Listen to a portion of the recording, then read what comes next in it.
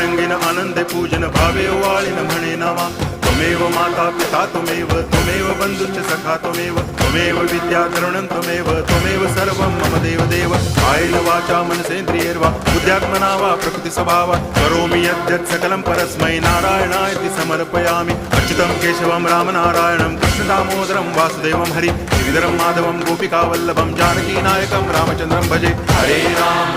Ram